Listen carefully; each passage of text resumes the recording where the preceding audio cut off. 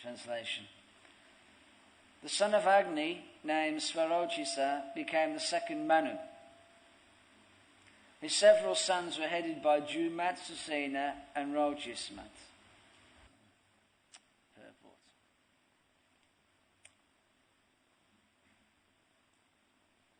Manvataramuna Deva Manuputra Sureshvaraha Rashayom Savatarascha Hare Sadvidanamuchyate. There are many incarnations of the Supreme Personality of Godhead. Manu, the Manuputra, the sons of Manu, the king of the heavenly planets, and the 7 great sages are all partial incarnations of the Supreme Lord. Manu himself, his sons Priyavrata and Uttanapad, the demigods created by Daksha, and the rishis like Marichi were all partial incarnations of the Lord during the reign of Swayambhuva Manu. During that time, the incarnation of the Lord as Yagya took charge of ruling the heavenly planets. The next Manu was Svarochisa. The Manus and the sages and the demigods are further described in the following 11 verses.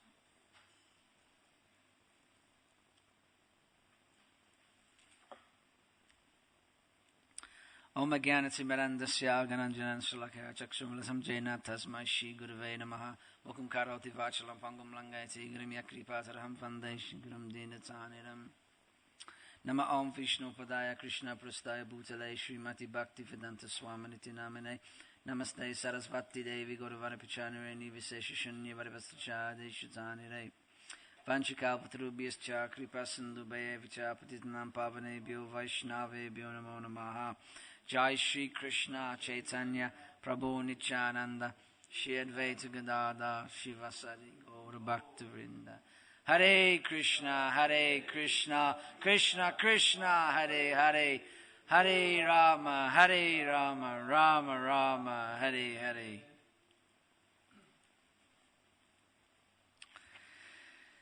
So in this chapter then is being described I suppose what you could describe as the celestial hierarchy of, or the administration, the management of the universe. It's very interesting actually, also in the first canto, Srila Prabhupada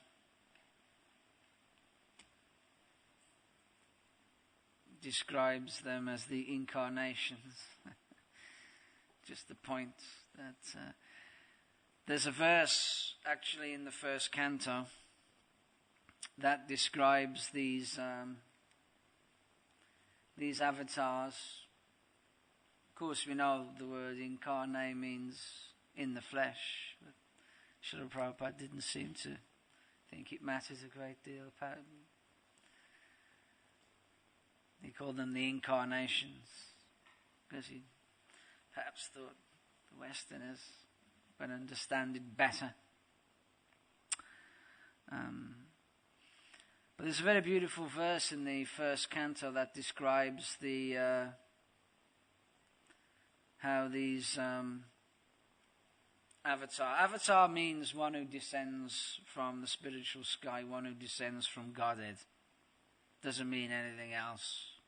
Although avatar is the word is used for all sorts of things, isn't it? Movies, computer programs, all sorts of stuff. No, a bit like the word yoga. Used for anything and everything. But the actual word, it means one who descends from the spiritual sky, the kingdom of God, the supreme abode. And in the first canto, actually, this descent, the nature, is described. There's a nice verse that says, Avatar, Yashankyakya, Hare Satvarnide Dvija, Yata vidvashina kulyaha sahasrashu sahasrasaha. It's mentioned there, it's being described that the avatars are innumerable, like the droplets of water that come from great oceans, or rivulets. Actually, the translation is rivulets of water, like little estuaries of water. And this word in this verse, sattva vide, means actually the ocean of goodness. So Krishna is Karuna Sindhu, isn't he? We all know the verse. Hey Krishna, Karuna Sindhu. Oh Krishna, oh ocean of mercy, great ocean of mercy. The idea is that the ocean is fathomless and has unfathomable depths and variety and activity. Of course, Krishna is superior to any material ocean. It's just that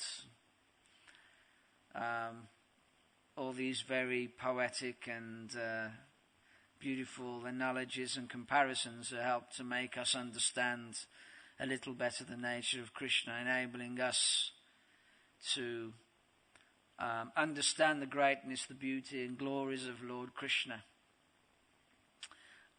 It is said even in the Narad Bhakti Sutra that even the pure devotees cannot fully describe the beauty and glories of Krishna any more than a very eloquent serving spoon could describe the preparation that it's actually serving. So,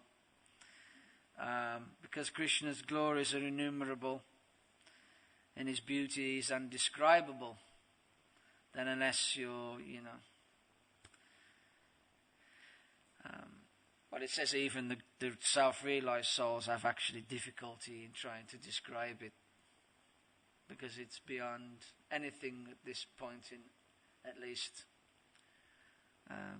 speak for myself, my development, that I could even begin to hopefully describe adequately with the recognition and glorification that the Supreme Lord would truly deserve. And Srila Prabhupada actually very endearingly describes these tricklets of water as to a waterfall, because a waterfall is an incessant flow, isn't it? And waterfalls also are kind of attractive.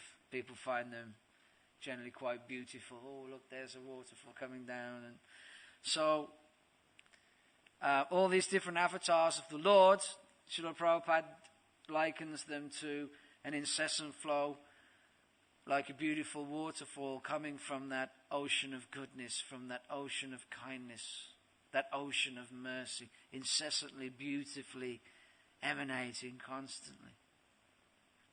And even in the beginning of the Bhagavatam, it is mentioned that not all of the avatars of Krishna, the incarnations, are actually described or mentioned because they're so innumerable. However, the purpose of all these avatars is very adequately described. Of course, in the Bhagavad Gita, what does the Lord say? As I'm sure we're aware, Paritranaya sadhunam vinashayatra duskritam, that the purpose of all these avatars, the general purpose, is to give pleasure and enlightenment to the sadhus, to the devotee. And as Prabhupada mentioned, anyone who is not a devotee doesn't have the right to be called a sadhu. Prabhupada says that. It's not based on one's appearance or where you live. You don't have to wear a big orange red robe and have a big black beard and live in India to be a sadhu. Sadhu actually means the one who cuts, isn't it? Actually. And what it means, it cuts the knots of ignorance that binds one to the material cycle of birth and death. That is actually the sadhu. Because the sadhu is a representative of Mukunda. Mukunda means the one who gives mukti. And only he can do that.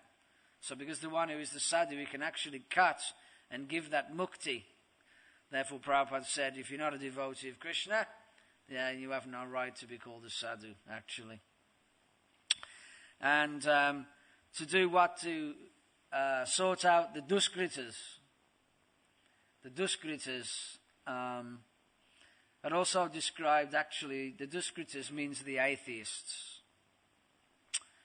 And whenever there's a disturbance by the atheists, the Lord specifically attempts, or not as an attempt, he comes. Well, he attempts because some people just don't listen. Right? Not everyone will accept the message. But he doesn't force. Prabhupada said there's no question of forcing anyone to surrender. So, Duskritas means the atheists who create disturbances. And basically, an atheist can be described in two ways. One class of atheist is a person who thinks that the demigods and the Lord is on the same level. All the gods are one. You may believe in the divine, the person may believe in a supreme oneness or whatever it is they conceive. But in the scriptures, anyone who considers, even though they may come to temples and may exhibit some sort of devotional, cultural exhibition, as it were, or practice within their life, anyone who thinks that all the gods is one and everyone's equal are also considered atheists in the scriptures.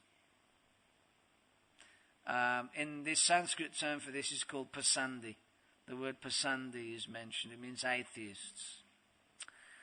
So sometimes this creates even more disturbance, isn't it? Because they give the culture of nescience. I think in the isn't it mentioned in the Sri Upanishad that those who are engaged in the culture of so-called knowledge are even worse than the people who are actually ignorant, right? So that's a kind of disturbance, isn't it? Misleading people. And the general kind of atheist that people would generally understand as being an atheist is the people who actually believe there's no creator. That is generally the standard of atheistic, or the atheistic disposition, is I do not believe that there is a creator to this world.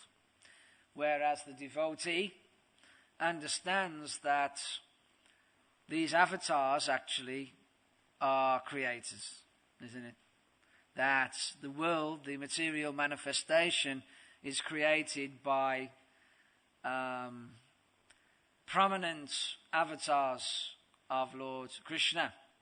As it's mentioned, Vishnastu Trinirupani, these three avatars called the Purusha avatars are the creators. And the first beginning of creation, as we know, is the expansion of Mahavishnu.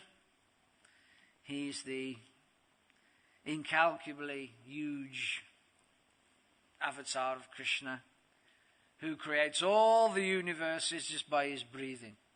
They all emanate from the pores of his transcendental body.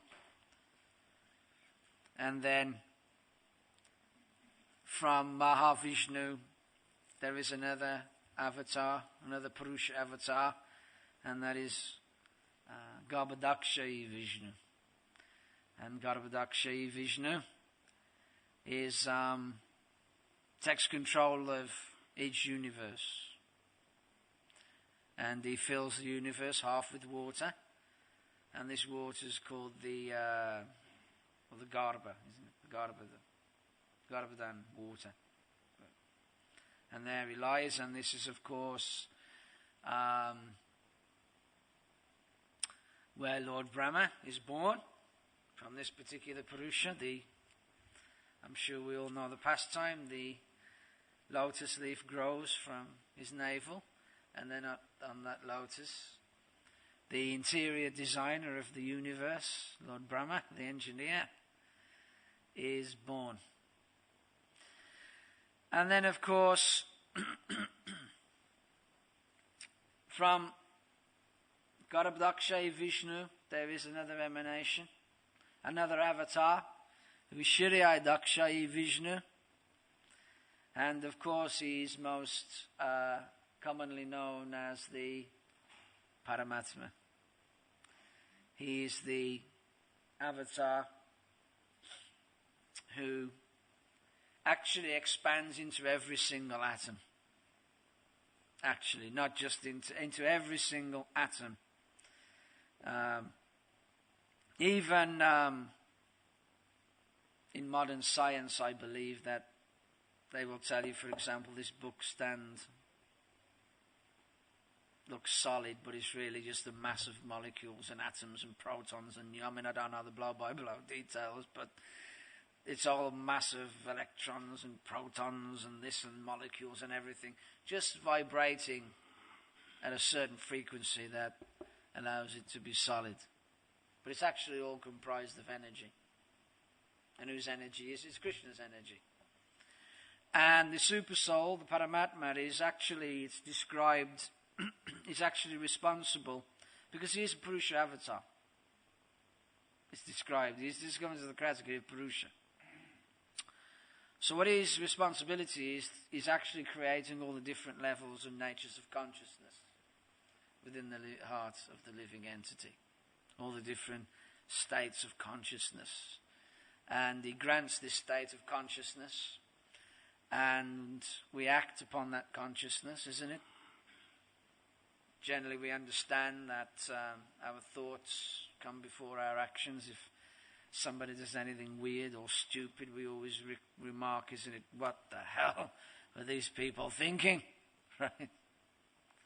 So he's also the witness on the tree, isn't it? So he enables or grants particular types of consciousness according to activities and desires of the living entity, and then bears witness to all one's activities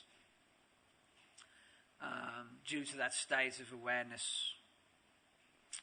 Of course, we also know that the Paramatma is the localized aspect of the Lord. That's the, should we say, in one sense, you can say the Lord in his closest feature. Generally, if Prabhupada mentions the localized. Now, if something's local, it means it's close by, right? Now, we would consider Watford to be local, right? Scotland is not so local, or India is not so local, but Watford is local. It means it's close by. It's within access, right? It's not too difficult to get, well, in one manner of speaking, to get there. So this is the form of Krishna that, of course, the yogis in the heart realize, like Dhruva Maharaj. We know Brahman, Paramatma, Bhagavan is the three stages of God realization. So there he is as the localized, as part of the three stages of God realization. It's this Purusha avatar who we are able to meditate on, think about, communicate with if you're advanced enough, and so forth. So it's very interesting, actually, that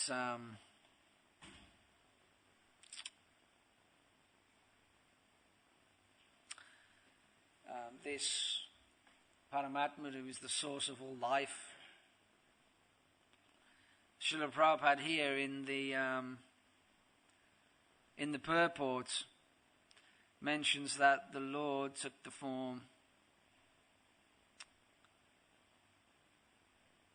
of the incarnation of the Lord as Yagya. Yagya is actually another name for Krishna, actually. The name of Yagya. Yagya means Krishna, is a name for Krishna. And as we know in the Bhagavad Gita, the Lord says that without Yagya, we can neither become successful in this life or the next. Which means without Krishna, we cannot become successful in this life or the next. Without Yagya. Srila Prabhupada instructed His Holiness Satsvarup Maharaj one time to write a book entitled All Things Fail Without Krishna. Actually, Srila Prabhupada told him, you should write this book. All things fail without yagya, without Krishna. Produces happiness in this life and the next. And in the Bhagavad Gita, as we know, the Lord is describing these different types of yagya. As we often tell people, no sacrifice means no religion, isn't it? There has to be some sort of offering, some sort of yagya. It's like if we go on book distribution, it's very uncommon that we would want to give someone this knowledge. Of course, our business is to give people this knowledge. But it's understood that the person should engage in some sort of yagya, isn't it? They should give some contribution. This is the yagya. And in the 17th chapter, the Lord is describing these different types of yagyas and their natures. He said, of sacrifice, because Srila Prabhupada translates the words yagya as sacrifice, and of course in the material world, everybody's making all sorts of different sacrifices, isn't it? We make sacrifices for our family, our friends, isn't it? Become the good family man and what have you, all this business, for the children, etc. Then of course we can extend this and we can make sacrifices for the community, give our spare time. Well, spare time's an illusion, but we can give our time and energy to the cause of the community. And then we can make a sacrifice for the nation, isn't it? You know, we regularly, the nation honors and recognizes all those individuals who made yagyas, who made sacrifices in the different wars, lost limbs, lives, loved ones, etc., for the sake, right? Then we can make sacrifices for the world, like Mother Teresa became very famous because what? She sacrificed her life to help others. Actually, it's this yagya that actually makes one's life glorious, actually.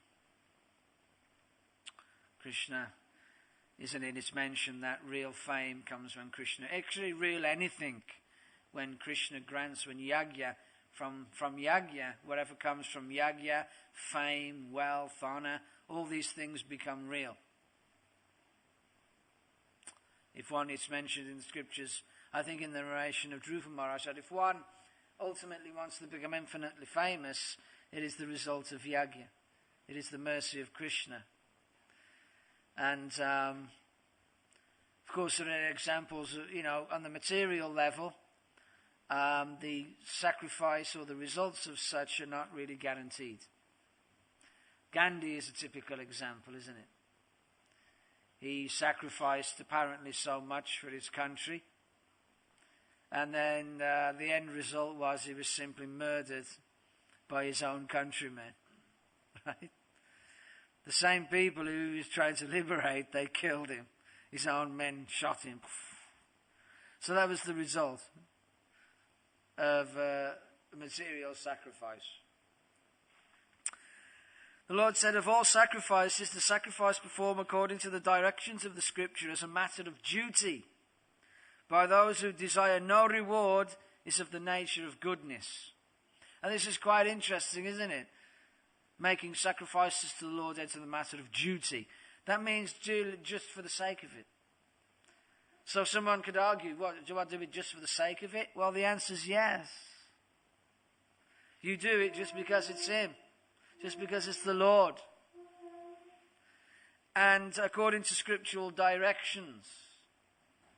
As a matter of duty.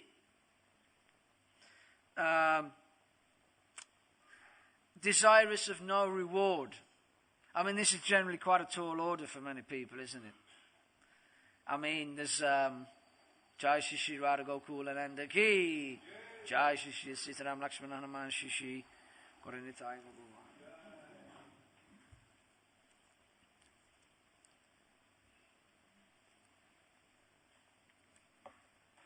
This is very interesting actually, because there's kind of a cliche, isn't it, that if you do such and such at such and such a time and this, and you'll get the benefit, right? Everybody knows this cliche. Like now Kartik is coming, right? And all sorts of people are going to do all sorts of things to get the benefit. Like eating khichdi once a day to get the benefit. Okay, so we're going to offer Krishna khichdi once a day. Great. This is just a complete speculation. Right? It's a speculation. I'm not saying there's anything wrong with eating khichdi, but, we should be devotional. That Krishna has to suffer khichdi once a day because of our speculations, right? We should offer him beautiful things and honor the prasad. If you want to perform a real yagi, you should go out on books, right? Sit around eating khichdi once a day. So, by those who know desire no reward. So we say, I'm going to eat khichdi once a day, I'm going to do this, I'm going to do that to get the benefit. But what is this benefit? There is no benefit. We're all going to die, right? So what's the benefit?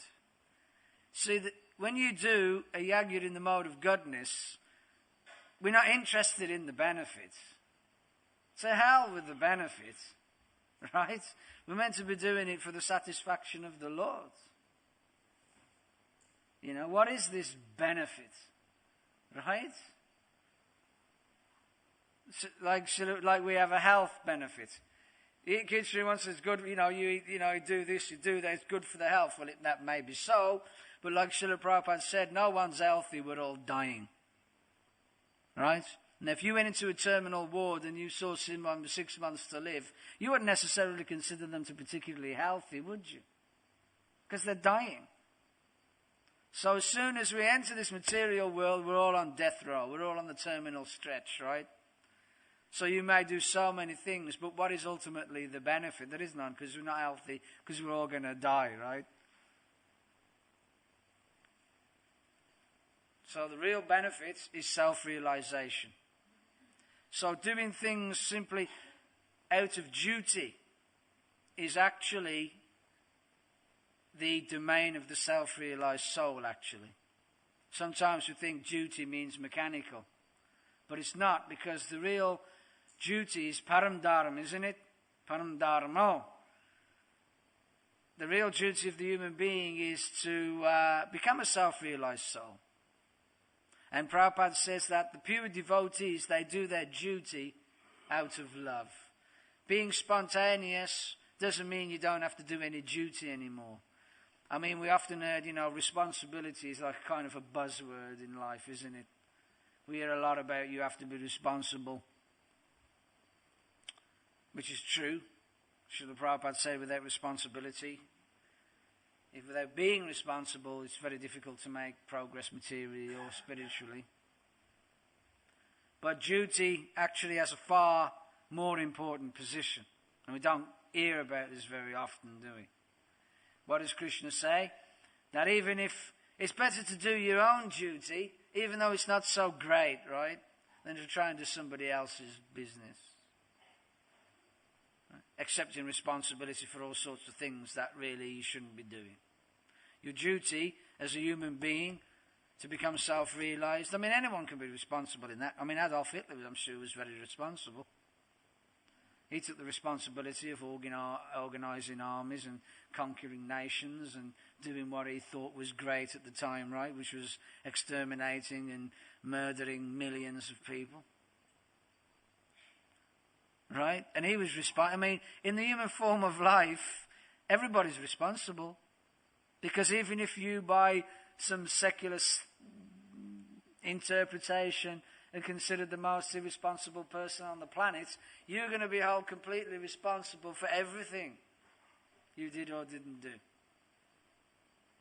But doing duty is something else. It's the domain of the duties for Krishna, is the self-realized soul. So the Brahmin sees it as his duty to follow the scriptures. And he does it simply because he realizes who Krishna is. He does it just because. Now, there may be so many things we need help with. There may be so many. No one can generally live without some sort of help. There may be so many different things we need to do for help, support. Many different personalities we have to engage and interact with. And there may be so many intentions and motivations. But when it comes to Krishna, we should kick all that away and just simply do it because it is him. And that's it. No motivation. Right? You want to improve your business? You can go and see a business consultant. Don't pester Krishna, because it's Krishna. Whatever we do for him, the offerings, the artists, the flowers, we do it purely out of our duty as a true human being, as a self-realized soul, simply because he is the Lord. And if you do it in that mood, without any expectation or any desire, then that is in the mode of goodness. That is how it's meant to be done. And that includes all yagyas, including our japa, isn't it? Including anything we do for the Lord. Sometimes in our expectations, things don't work out, do they? But what does Chaitanya Mahaprabhu say? Even if you treat me roughly, you'll still remain the Lord. If you're not doing it with any motivation, why complain? Anyway, right? Right? If you didn't have any, when you complain about something and you criticize, it means you have a reference point for something that should have or could be, or you wanted to be better or different, right? But if there's no motivation to begin with, then what are you complaining for? Right?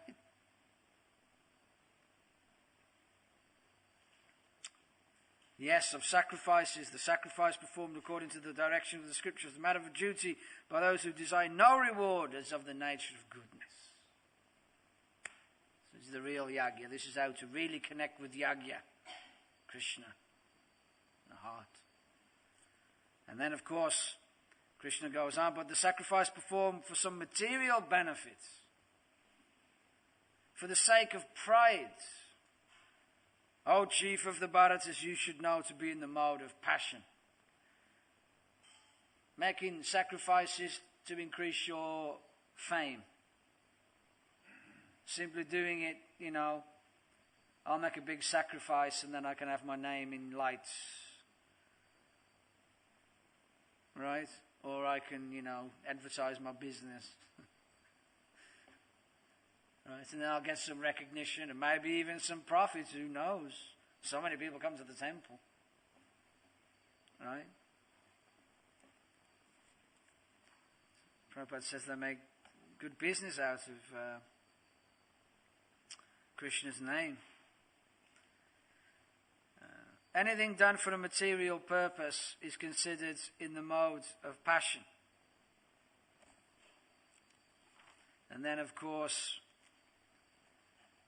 any sacrifice performed without regard for the direction of Scripture, without distribution of prasadam, spiritual food, without the chanting of Vedic hymns and remunerations to the priests, and without faith is considered to be in the mode of ignorance.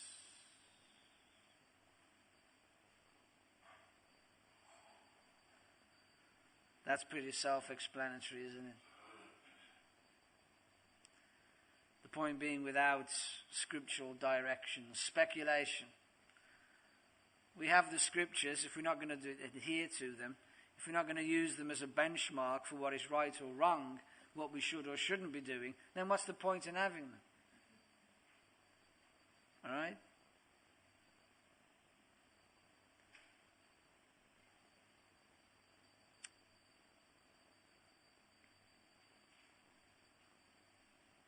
As we know, the greatest of all yagyas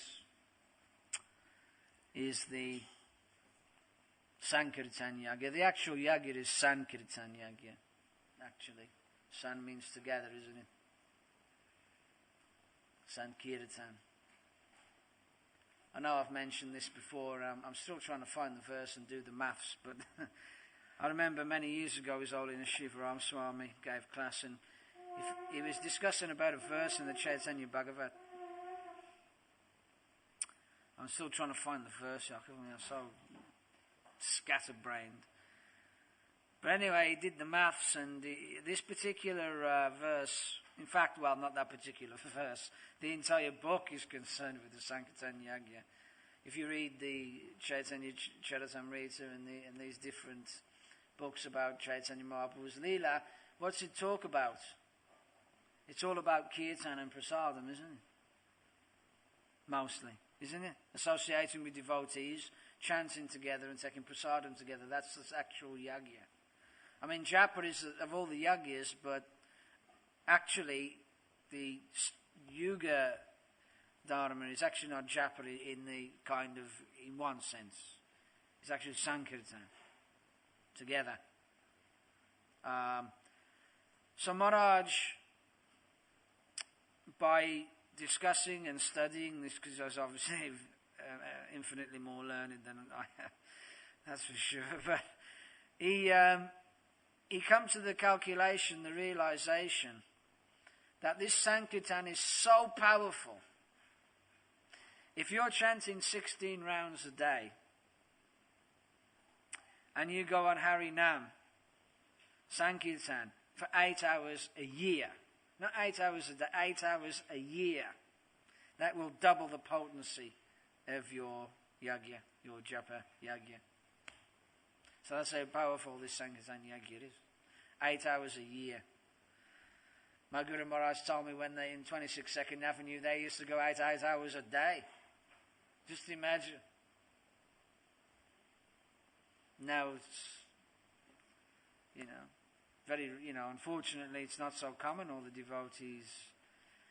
I remember some years ago I used to do a lot of door-to-door and shop-to-shop Sankirtan, and around London, so many shopkeepers used to say, "Hey, we used to see you guys all the time. We don't see you anymore. Are you still there?" Something like that, just about. Well, the building is. Right? The Yagya is actually Sankirtan. And all its accompanying services.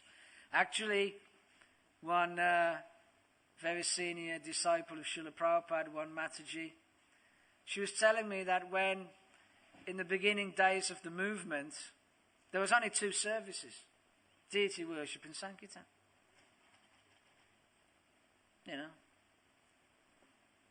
I mean, obviously these things need support, but in other words, you were either in the temple looking after the deities, or you were out preaching, doing Sankirtan, books and chanting. There are only really 2 categories of service. Interesting. Thank you all very much. All glories to Srila Prabhupada. If there's any questions or comments, corrections, if you want to blast me, then